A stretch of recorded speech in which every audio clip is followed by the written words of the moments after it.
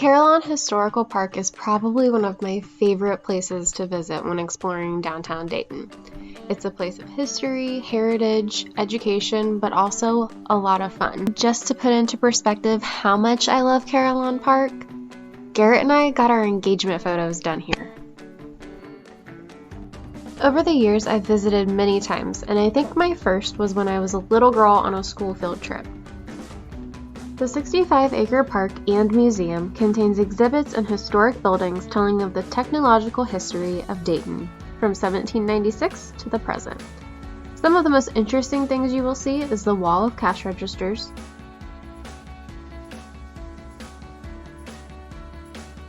the Wright Brothers Aviation Center, which houses the 1905 Wright Flyer, and the Transportation Center. The Transportation Center houses trolley buses and rail and passenger cars.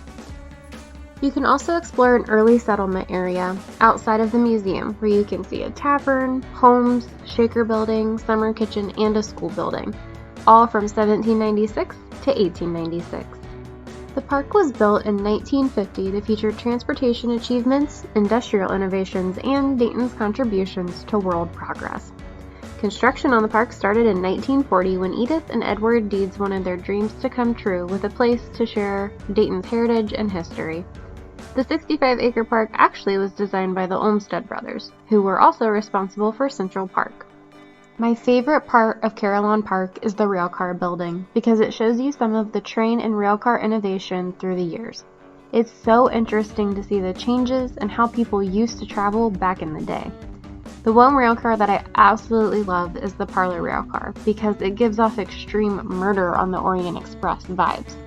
Just the luxury and the beauty that was involved in these railcars and the comfort that they still possess.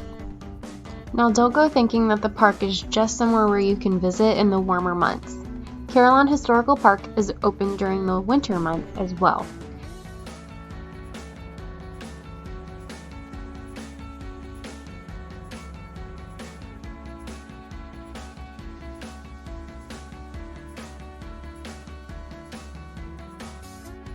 They have what they call a Carillon Christmas. They light up the outside trees, some of the buildings, the bridge, the clock tower, and they have a huge light tree hanging from the bell tower on the front lawn. Like I said, Carillon Park is really one of my favorite places in Dayton.